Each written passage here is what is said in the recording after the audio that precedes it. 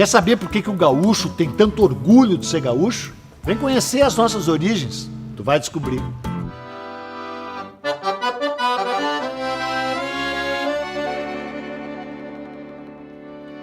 Bom, todo mundo acha que sabe o que significa gaúcho, né? Só que na real, meu chapa, ninguém sabe o que o gaúcho quer dizer. Só se sabe que é uma palavra mágica, disso ninguém duvida. Porque afinal, né, ela evoca aventura, romance, luta, raça, muita raça. Recende a sangue, suor, poeira, ecoa o tropel dos cavalos, o retinir dos metais, o brado dos bravos. Tem uma pegada épica, grandiloquente. Tanto é que é uma palavra que parece que são muitas, né? E por isso ela nos arrasta para um turbilhão de imagens cambiantes e origens indeterminadas. De onde surgiu o gaúcho? Ninguém sabe ao certo. Quando nasceu o gaúcho? A resposta também não é conclusiva. Que o gaúcho é um índio velho, disso ninguém duvida. Mas é charrua? É minuano? É araucano?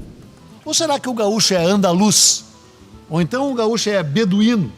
Foi o que disse um historiador famoso, o Manolito de Ornelas. Ele escreveu um livro clássico chamado Gaúchos e Beduínos. Foi publicado em 1948. Tu devia ler. A tese dele já dançou, já ficou velha. Mas o jeito como ele a defende, as fontes que ele cita, a forma como ele amarra a trama, cara, é demais. Mas tem ainda uma outra questão, ainda mais espinhosa. O gaúcho é mais castelhano ou é mais lusitano? É espanhol ou é português? É nativo ou é forasteiro? Impossível responder com certeza. Sabe por quê? Porque todas essas opções aí são mais ou menos verdadeiras, cara. Porque o gaúcho é fruto de uma mistura. O gaúcho é mestiço. O gaúcho é múltiplo. O gaúcho é muitos. Porque ele foi forjado na fronteira, mesclando elementos de várias nações indígenas. Os charruas, os minuanos, os iaros, os mebones e até os guaranis missioneiros. Misturado tudo isso com a complexa tradição luso-castelhana, que por sua vez era repleta de influência moura, de árabe, né? Por isso dá para dizer sem exageros, o gaúcho é um mundo em si. Mas afinal, o que quer dizer a palavra gaúcho? Que é um conselho, cara, fica longe desse cipoal de polêmicas aí. Ninguém sabe ao certo. Mas uma das teses mais legais surgiu em 1946. Foi proposta pelo historiador gaúcho Aurélio Porto. Ele disse que a palavra é uma mistura de guaú, do guarani, que quer dizer cantar triste, com che, que é um termo da língua quechua, que quer dizer homem. Tipo assim, Che Guevara, sabe como é? Vai daí que gaúcho, então, queria dizer homem que canta triste. Cara, uma definição linda, né? Linda e poética. Só que estava errado. Já está provado que não é isso. A tese mais próxima do real parece ser aquela que indica a transformação do termo araucano uguaxu em guacho, que acabou virando gaúcho. Lembrando que em espanhol quer dizer gaúcho, né? Mas o que uguachu, no fim das contas, quer dizer? Quer dizer o filho de mãe indígena com um forasteiro, ou seja, um mestiço, uma mistura de sangue. E o gaúcho é isso aí mesmo, um nativo e um forasteiro ao mesmo tempo. Dá para dizer sem medo de errar que os gaúchos são como uma sombra numa correnteza de grama, deslizando na planície sem cercas nem porteiras. E essa imagem é ao mesmo tempo real e fictícia, porque como eu vou te mostrar, lá no fim das contas, ser gaúcho é um estado de espírito. Boa essa, né? E tem uma outra, poderosa também. Ser gaúcho é um destino. E sabe quem falou isso? O grande, o inigualável Jorge Luis Borges, o maior escritor argentino. E o destino do gaúcho, ele mesmo que forjou. Forjou com o seu sangue, o nosso sangue. E o sangue dos adversários também. Só que muitas vezes esses adversários eram outros gaúchos. E o gaúcho forjou o seu destino na própria carne, no próprio couro.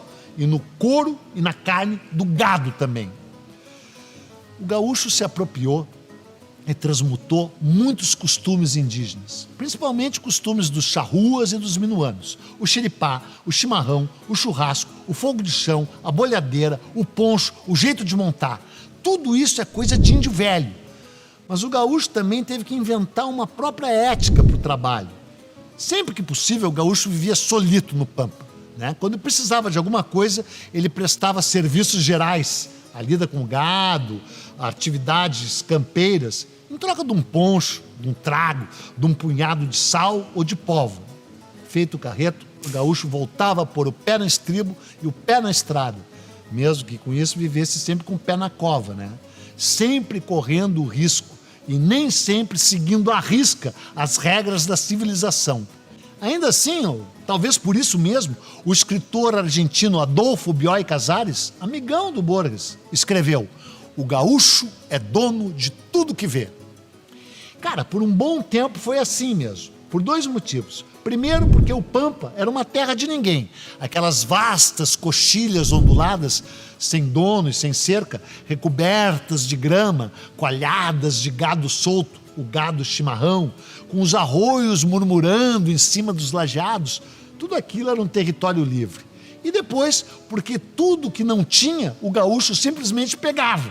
Sim, porque de início os gaúchos eram senhores de si mesmos, guascas perambulando sem lei nem rei, vagamundos ou bagamundos, como então se dizia, sempre vagando à deriva naquele mar de grama, vivendo dentro de suas camisas, debaixo de seus chapéus e em cima de seus cavalos.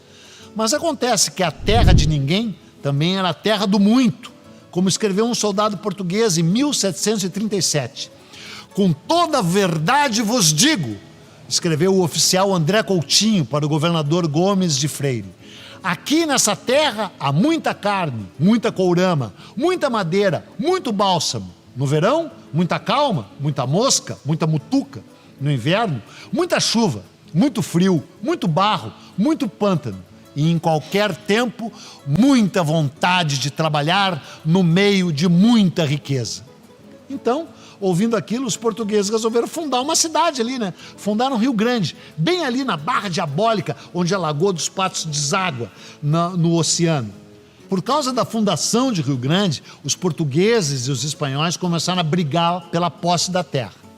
Quer dizer, na verdade, a briga tinha começado antes, uns anos antes. Foi com a fundação da colônia de Sacramento, em 1680.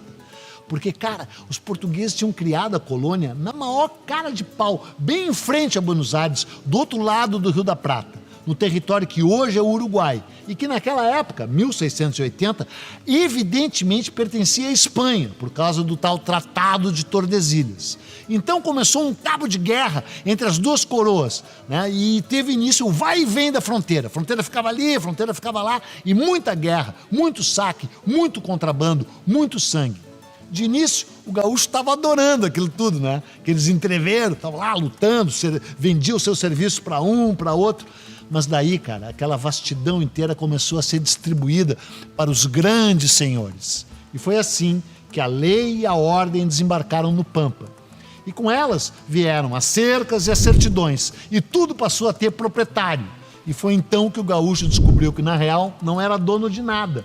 No máximo, dono de si mesmo. E olhe lá, porque assim que viu o arame farpado ferir o horizonte dos campos sem fim, o gaúcho entendeu que aquelas coxilhas não eram dele, eram dos terratenentes, porque eles tinham o apoio do rei e tinham um papel cheio de letras que dizia que era dele. Então, o gaúcho teve que vender a única coisa que tinha, a sua força de trabalho, e foi parar lá nas charqueadas. E o gaúcho teve que salgar a carne também com o suor do seu rosto. O trabalho nas charqueadas era sazonal e era terrível. Começava em outubro, quando era desfraldada a bandeira vermelha. Ela anunciava que a época da matança tinha começado e ia se prolongar até maio. Cara, a atividade era frenética. Nas grandes charqueadas, nos dias quentes de verão, cerca de 2.000 trabalhadores recobertos de sangue, de suor e de sal abatiam e manufaturavam 1.200 reses por dia. Tanto é que já houve quem chamou essas charqueadas de fábrica de desmanchar boi. E assim, à medida que os donos da terra se transformaram também nos donos do gado, donos do sal, donos das cercas, o gaúcho virou peão. Sabe o que quer dizer peão, cara? Quer dizer aquele que anda a pé. E assim, no jogo de xadrez do Pampa, o gaúcho logo se viu isolado dos outros gaúchos, tipo cada um no seu quadrado, sabe como é? E aí o gaúcho virou gaúcho a pé. parecia o fim de uma era. Só que então, por causa do charque, na verdade, por causa dos impostos sobre o charque, estourou uma guerra, uma luta, uma revolta. Tu sabe bem qual foi, né? Claro, foi a Revolução Farroupilha, a Guerra dos Farrapos. A gente vai falar nela no outro episódio. Mas agora dá para dizer que foi assim que o gaúcho renasceu. Porque os donos das charqueadas pegaram os seus peões e botaram eles de novo no lombo dos cavalos. E lhes deram espadas e lanças e disseram, vai à luta. E foi aí que o Brasil descobriu que o gaúcho existia. E ia descobrir também que nós temos sangue nas veias e que somos osso duro de roer. Porque nós somos gaúchos e nós temos orgulho de ser gaúchos.